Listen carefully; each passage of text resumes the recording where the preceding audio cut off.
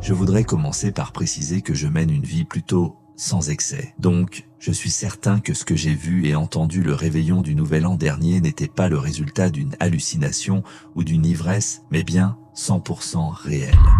J'habite à la périphérie d'une petite ville stéréotypée du Sud. Certains de mes amis vivent encore plus loin dans les coins reculés, accessibles uniquement par ces routes de campagne sombres. Un de mes amis, Dario, vit avec sa famille dans un quartier plus riche de la région qui ne peut être atteint que par ces routes isolées. Chaque année, sa famille organise une fête pour le Nouvel An où tous leurs amis sont invités, moi y compris. C'est toujours amusant, donc je suis toujours excité quand je reçois l'invitation officielle par la poste. Comme le temps dans le Sud peut être bizarre en hiver, le froid intense n'est arrivé que quelques jours avant le 31 décembre. Je me souviens que l'air glacial combiné aux routes de campagne bosselées et mal entretenues rendait le trajet jusqu'à chez eux inconfortable. D'habitude, je n'utilise pas mes phares anti-brouillard car je déteste être ébloui par les autres conducteurs. Mais l'obscurité totale de cette route sinueuse les rendait indispensables.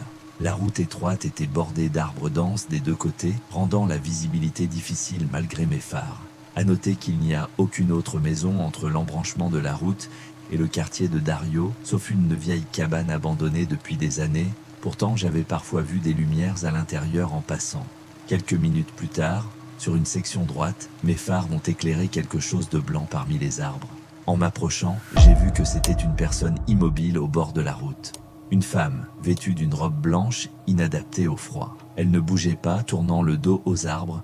Je suis passé en priant qu'elle ne se jette pas sur la route. En regardant dans le rétroviseur, je l'ai vu tourner son corps vers moi, figé, glacial. Je suis arrivé à la fête vers 20h, sans autre incident. Les festivités ont duré jusqu'à minuit. En partant, un voyant de pression des pneus s'est allumé. Pensant à un effet du froid, j'ai repris la route. Mais ma voiture s'est arrêtée peu après. Tous mes pneus étaient déchiquetés, comme par des griffes. Dans le silence sinistre, un craquement de branches m'a alerté. Puis une voix féminine a murmuré « Je te vois ». En braquant ma lampe de téléphone, j'ai vu la femme en robe souillée, cadavérique, avec une mâchoire à moitié arrachée. J'ai fui en courant vers chez Dario.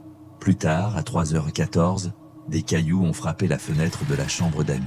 Je te vois, la police a trouvé un couteau rouillé dans le jardin et des animaux morts près de la cabane. La femme n'a jamais été retrouvée. Cette année, je retournerai chez Dario, mais en covoiturage et par un autre chemin. Deuxième histoire. À 26 ans, après un vol de nuit à San Diego, j'ai pris un taxi à 1h du matin. Le chauffeur, un homme de 45 ans, m'a dragué de façon inquiétante. Une jolie fille comme toi voyage seule. Après avoir raté ma sortie et insisté pour connaître le nom de mon copain, j'ai fui à un feu rouge en voyant une voiture de police. Le lendemain, mon voisin a signalé un père suspect devant chez moi. En rentrant, j'ai entendu un intrus murmurer « Je ne voulais pas te faire de mal ». Avant de m'enfuir, la porte arrière était forcée. Sans preuve contre le chauffeur, j'ai installé des caméras et déménagé depuis. Était-ce un vrai taxi? Je ne prends plus que des VTC traçables.